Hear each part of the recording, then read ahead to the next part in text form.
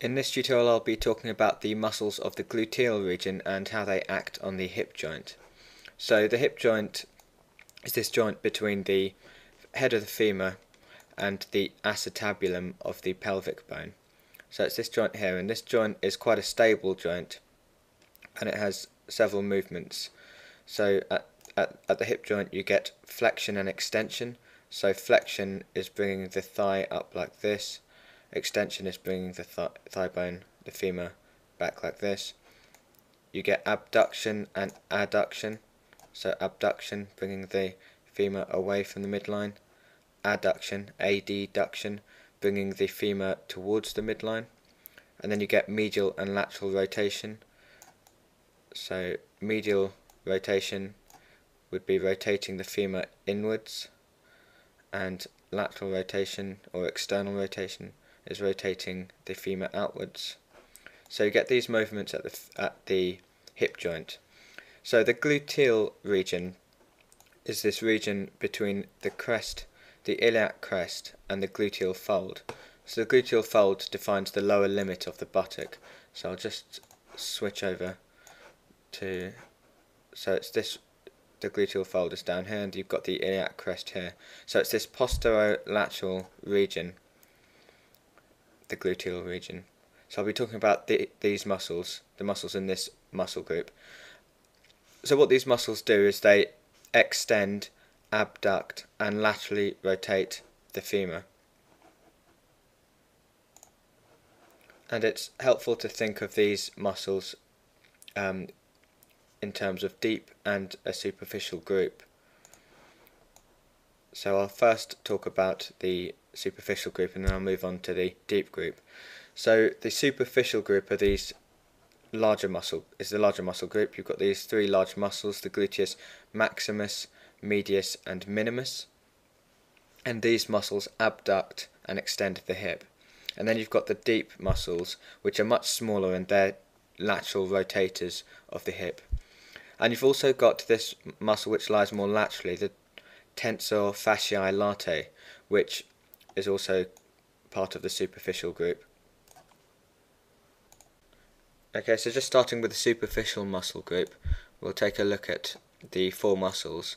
So first we've got the tensor fasciae latae. So this muscle originates on the iliac crest, just behind the anterior superior iliac spine. So just show you that. So this is the pelvic bone, and you've got the anterior superior iliac spine, and you've got the anterior inferior iliac spine just there. So the tensor fasciae latae originates just behind ACIS and just anterior to the tubercle of the iliac crest, so this little bit here. So it originates just on this bit here.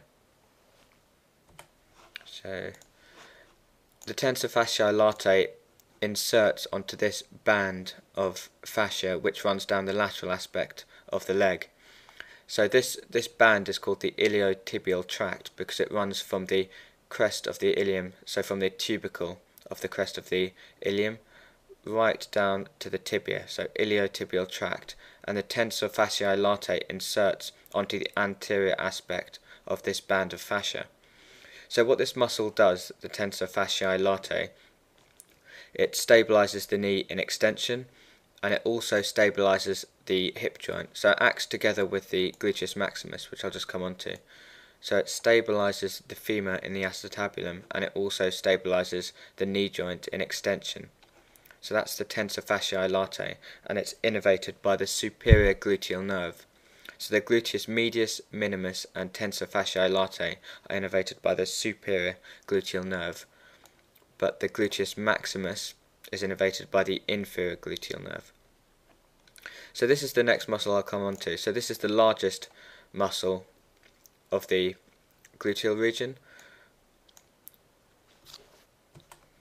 So this muscle has this kind of rectangular shape, this quadrangular shape, and it has this broad attachment on the ilium and also the posterior lower parts of the sacrum and also the coccyx.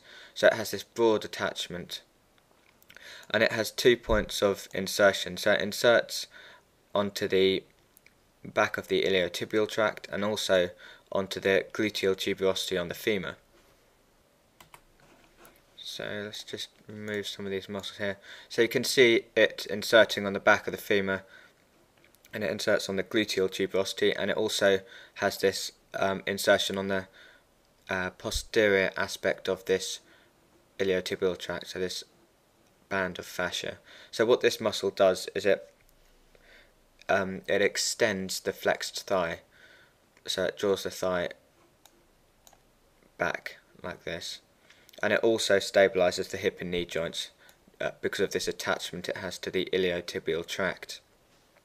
So this muscle is the gluteus maximus, and it's innervated by the inferior gluteal nerve. So next we've got the gluteus medius and the gluteus minimus. So the gluteus medius lies between the minimus and the maximus, and this is a fan-shaped muscle, and you can see its origin on the ilium here. So this muscle overlies the gluteus minimus, has its attachment on the ilium, this broad attachment, and it inserts laterally on the greater trochanter. So what this muscle does is it abducts the femur. So when it contracts, it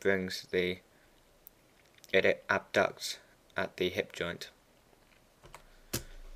So just under the gluteus medius you've got the gluteus minimus. So as the name suggests, this is the smallest muscle of the gluteal region. So this muscle also originates on the external surface of the ilium, and it originates, it inserts anterolaterally on the greater trochanter. So it also abducts the femur at the hip joint. So both the gluteus medius and the gluteus minimus are innervated by the superior gluteal nerve, along with the tensor fasciae latae muscle. So these are the four muscles of the superficial group. And then next we've got the smaller deep muscles, which are lateral rotators of the femur. So I'll just talk about